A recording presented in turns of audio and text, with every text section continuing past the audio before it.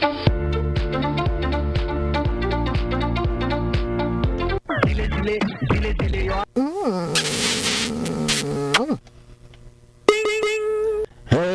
good day, welcome back sa ating channel.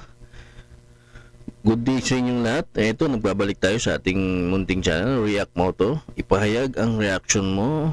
Kung hindi ka pa nakasubscribe, is please pakishare, like, and comment mo sa ibaba. At kung hindi ka pa nakapollow sa aking page or YouTube, is i-follow mo na yan.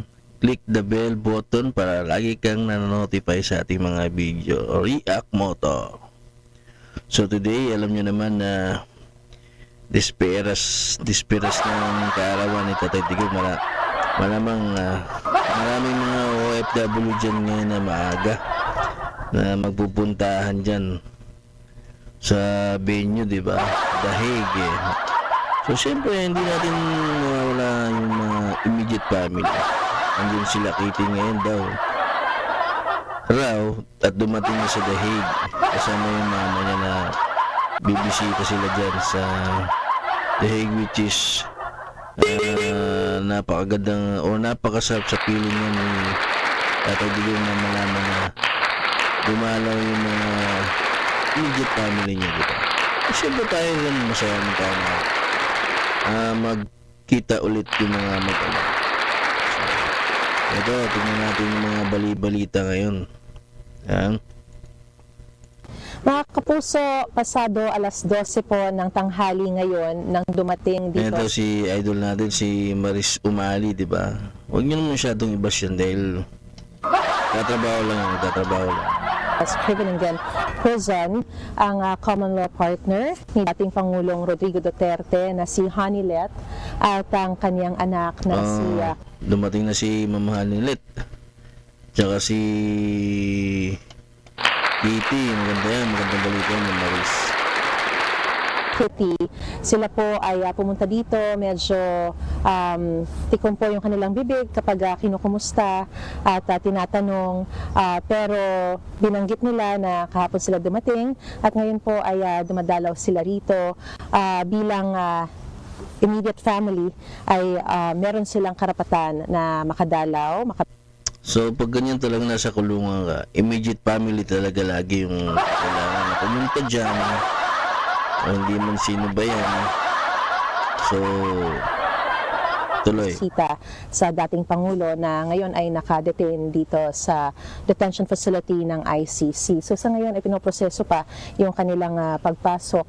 At bukod dyan, of course, alam naman natin na in a few days time, sa March 28, ay magdiriwang na nga po ng kaarawan, 80th birthday si dating Pangulong Rodrigo. Mag-80 na, ha?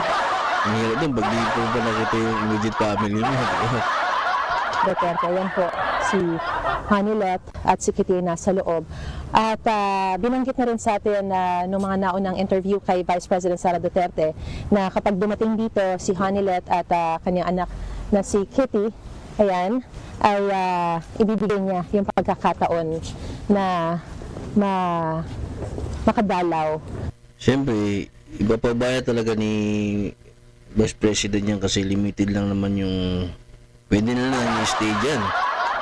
Ako. Dahil limited lamang yung pwedeng makapasok sa loob sa bawat araw.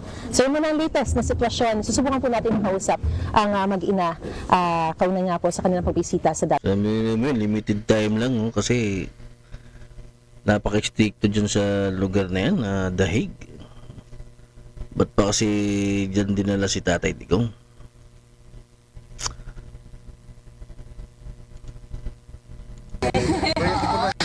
Kamusta ang biyahe, ma'am? So ito naman yung ibang interview.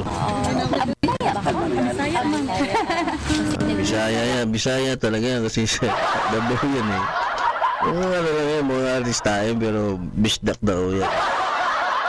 Ang sakit ko kayo Davao, Santa Cruz, Davao del Sur. Santa Cruz, Davao del Norte.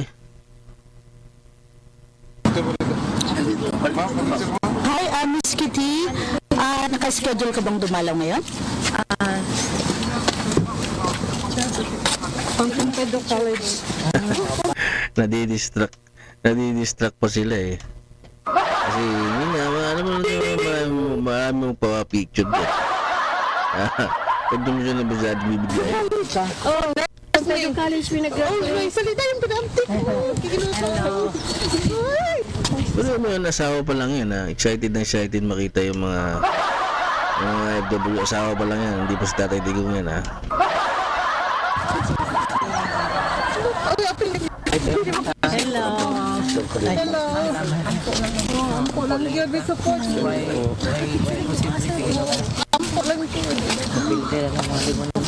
Yung naririnig nyo na ampo, ibig sabihin yan dasal. Dasal po tayo, dasal po natin si Tatay Digong.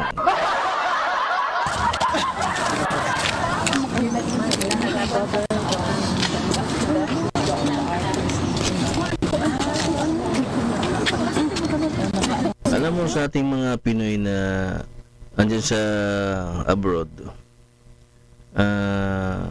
nasa puso talaga natin yung magtulungan eh. Kung sino man yung nahihirapan, tutulong talaga.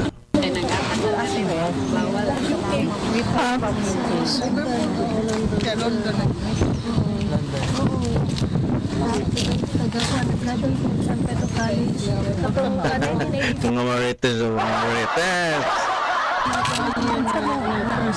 Yes, pwede po bang a few questions sa inyong dalawa, Kitty and Hanelet?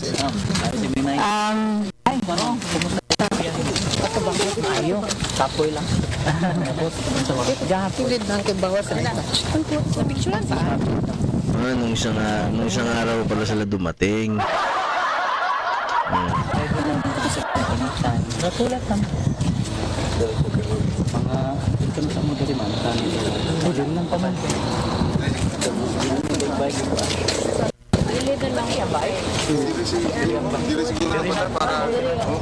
Tuloy nyo, asawa pala yan.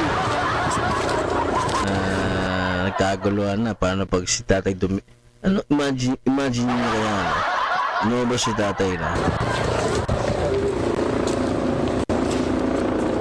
Habang nagbabantay po tayo dito sa ICC Detention Center ay nakita nating dumating si Kitty Duterte, yung bunsong anak ni dating Pangulong Duterte. At ngayon nga po nasa likod ko ay andun po sila sa reception center. Tinatanong kung maaari silang dumalaw dahil ang information na nakarating sa atin ay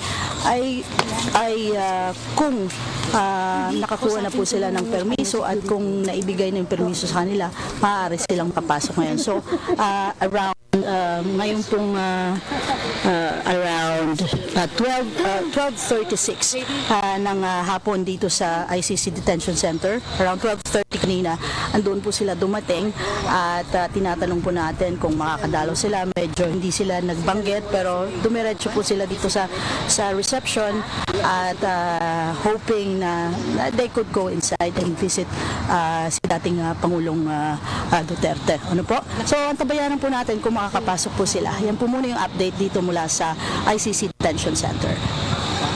Ako po si Joe Fabisorio mula dito sa Cheveningen, The Hague. So, yun. Nakita nyo ha, andun na, dumalaw na yung immediate family na si Mama Hanelet at si Kitty. So, for today's video lang muna, ito lang muna ang ating update. And gawa pa tayo ng ibang video na update na mangyayari sa ating kapaligiran ngayon. Na mangyayari, di ba? So, kung umabot ka man ngayon sa video na to, please like, share, and comment yung mga opinion nyo. At kung hindi ka pa nakapalo or nakasubscribe sa aking channel or page, ipalo mo na yung React Moto FB page ko, pati na rin sa YouTube. At maraming salamat kung magsasubscribe ka, ha? Maraming salamat dyan. Hindi po, until the next video, nauutal talaga. Thank you po, maraming salamat sa inyong panonood and see you next video.